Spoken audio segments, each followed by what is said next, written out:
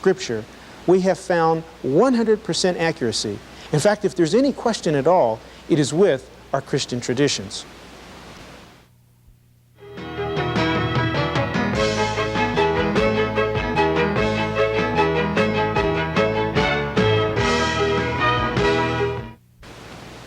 In 1898, when the first photographs of the shroud were taken by Secunda Pia, a lawyer and amateur photographer by trade, the press had a field day.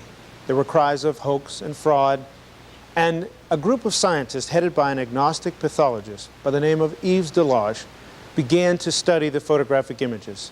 They felt certain that as scientists, they could get to the answer as to how the shroud might have been forged. For you see, at that point in time, they were certain that it was, in fact, a 14th century forgery. Yves Delage spent 4 years analyzing the photographs that you see before you. At the end of those 4 years, he went before the French Academy of Sciences. A large group of people and reporters from all over the world had gathered. As he presented his data, he concluded with these facts. This is the image of a crucified Jew. The man is Jesus of Nazareth. And when the booing stopped, they refused to even publish Delage's report. Now, Delage says, I'm not a Christian. I'm an agnostic. I have no axe to grind. Because it's Jesus, you've injected an emotional argument where it doesn't belong. What did Delage see that was so powerful that he based his whole scientific reputation on the man of the shroud as Jesus of Nazareth? Let's take a look. Beginning with wounds in the facial region, Delage found a large swelling where the right eye is nearly swollen shut, gaps in the beard where it appears that the hair has been plucked out, blood flows on the mustache, a possible separation of nasal cartilage, blood flows in the hair, on the forehead, and in the entire scalp region. All of these would align themselves with what the Gospel tells us about Jesus. For example, Jesus was struck repeatedly by the soldiers, both with their fists and with rods. The Greek word is the same root word from which we get pugilism, in other words, boxing. So in short, the soldiers punched Jesus out. Also, the Gospels record that Christ fell on his way to Calvary with no way to break the fall. For you see, they used to tie the crossbeam on the shoulders of crucifixion victims and tie them together as a group.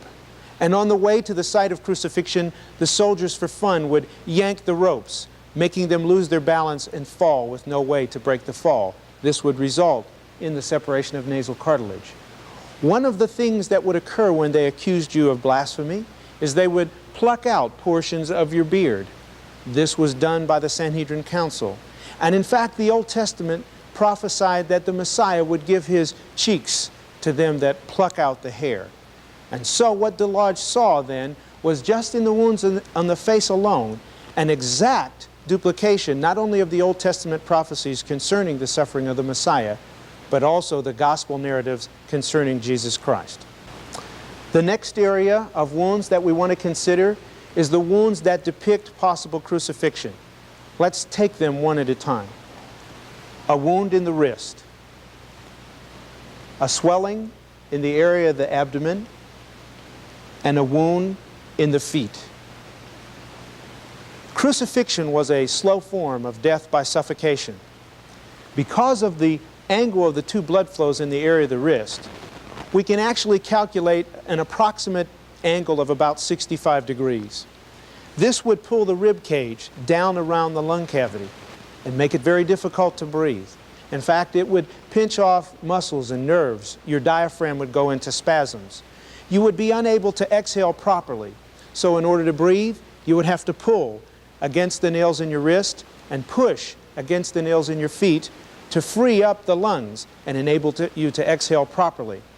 One of the first areas which opponents of the shroud began to point out was the fact that the nail was not in the palm of the hands. Well, as doctors learned as they studied the shroud, the palm of the hands could not possibly support the weight of a body, much less the weight and the pressure of trying to pull one up against that force of the nails. What we see then is an area where the nail is most likely either here in the space of Destow or here between the radius and the ulna. These areas would be surrounded with bone and provide the support necessary for the crucifixion victim to remain on the cross. If the nail was in the palm of the hands, the nail would pull right through, tearing through the skin and tissue that was there. One of the side effects of a nail being induced in the area of the region of the wrist would be a piercing or a separation of the median nerve. The function of that nerve is to flex the thumb against the palms. It's interesting that there are no thumbs visible on the hand image of the man of the shroud. Another interesting area concerning the crucifixion is the feet. They are apparently overlapped, and doctors vary as to whether 1 or 2 spikes were used to impale them, but they would be nailed against the upright of the cross in order to provide the support necessary to continue breathing. As we look at the man of the shroud, we note that the legs are apparently unbroken. This is very significant when it comes to possible authenticity. In the Gospels, it's reported that the 2 thieves' legs were broken. As any high school student can tell you, you can only do so many chin-ups before your arm muscles give out. Once the legs are broken, the support is gone that's necessary to keep the lungs open and breathe. In the case of Jesus, they reported that he was already dead. And so rather than break his legs, they put a wound in his side. In fact, the New Testament says that the Roman centurion put a lancia, and John's Gospel reports there came out blood and water. I believe in the Greek it actually puts the water first. One of the signs of death by crucifixion would be the swelling in the area of the abdomen, and this is clearly present on the man of the shroud. As far as the blood and water is concerned, it's more clearly seen from the dorsal image. However, there is a clear area here in the heavier blood, which is white, and a halo, if you will, of the lighter serous fluid, indicating the separation of blood and serum. This is an indication to the physicians that the man of the shroud was already dead. This would be the same again in the case of Jesus, who was reported to be already dead, not needing then the breaking of the legs. On the dorsal image, there are also 2 clear areas of abrasion in the area of the shoulder region. In fact, the man of the shroud would have carried a very heavy, rough-hewn object, possibly about the size of a railroad tie, which chafed the skin. And it also spread some multiple wounds that appear down the entire length of the dorsal image and also wrap around to certain areas of the frontal image of the man of the shroud. And these areas appear to be scourge wounds. Now the scourge, which I have an example of here, was called the horrible scourge, the flagrum. The ends of it were weighted with bits of lead shaped approximately like a barbell, and then these were dipped in something like sheep's blood to make them sticky and something like ground pottery to make them sharp. The scourge was used to kill people. It was an instrument of capital punishment. Scourging in this brutal a method was not generally done in conjunction with crucifixion because there was no way to ensure the man would make it alive. If we apply a scourge here to 2 areas of wounds on the shroud and look over the entire image, you see that the size and dimensions are exact. Then one of those marks would be the equivalent of 1 stroke of the whip.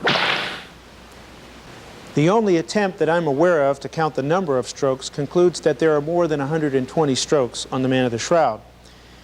There were originally some concerns about this because people argued that the Jewish law said there were 39 stripes, 40 save 1 according to the law. But there are several important things to note. First of all, a multiple thonged whip such as this, when multiplied times 39, would live pretty close to 120 strokes. Secondly, the Jews didn't scourge Jesus. The Roman soldiers did, and they had no such limit. Also, Pilate wanted to scourge Jesus so badly that the Sanhedrin Council would relent and let him go. In other words, he wanted to make Jesus an example and not necessarily to allow crucifixion to continue.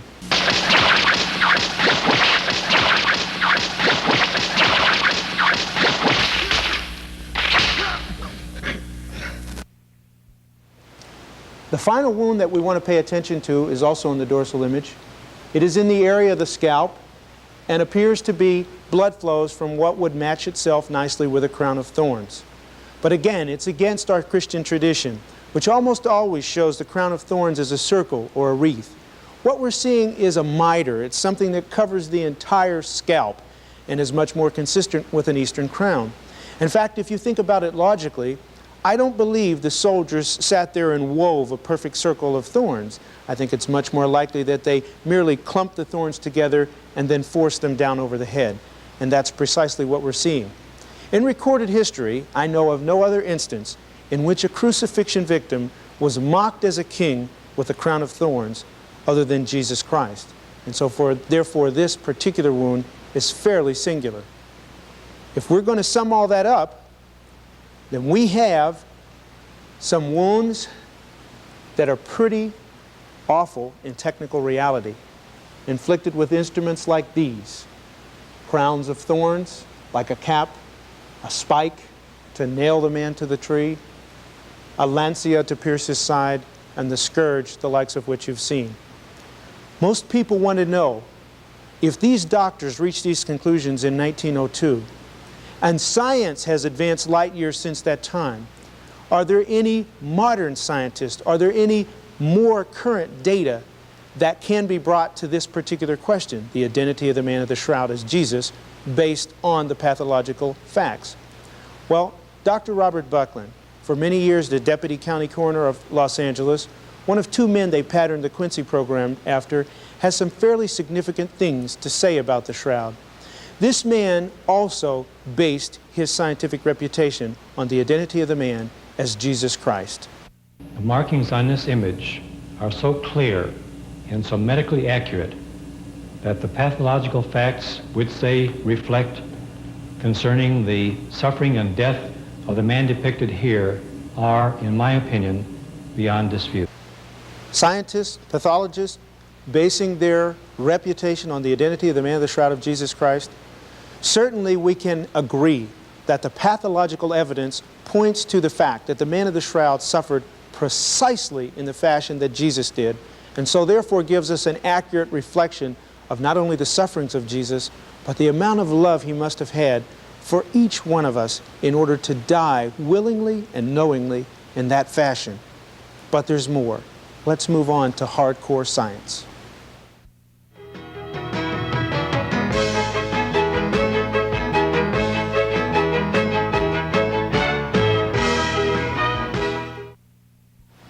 As we go into the scientific section of our presentation today, I want you to again realize that even in science we have to take every specific area, not just one area, not just one aspect, but all taken together. If a forger is to create a false shroud image, then he must be able to duplicate every characteristic. To the best of my knowledge to this point, the only characteristic duplicated by any forger anywhere, including modern technology, has been the photographically negative characteristic. The rest, as you will see, would be quite difficult even for modern science, for in fact we've failed to duplicate them at all, at least to this point. In October 1978, some 40 of us journeyed to Turin, Italy, and spent 2 weeks there, of which approximately 6 24-hour days round the clock were spent in the presence of the shroud collecting data for analysis back here in the States. We did this utilizing a series of non-destructive tests in the area of electromagnetic spectrum. Think of it this way: light, from infrared to X-rays. If we analyze chemicals using those areas of non-destructive testing, we can determine the chemical nature of a substance under analysis. Once we know the chemical nature, we can then work backwards using the scientific method to develop theories as to how that chemistry got there in the first place. However, some of the more dramatic findings that we made were made right there on the spot and didn't even require later analysis, but were clearly seen by the visual eye. For example, these two images are images of the shroud backlit, in other words, with a bank of lights behind the shroud itself, and every panel removed, we then lit the shroud and photographed it. What we got is rather striking. You can see by looking at the image that the blood stains, such as here on the arms, in the wrist, the wound in the side, in the hair and scalp region, do show through.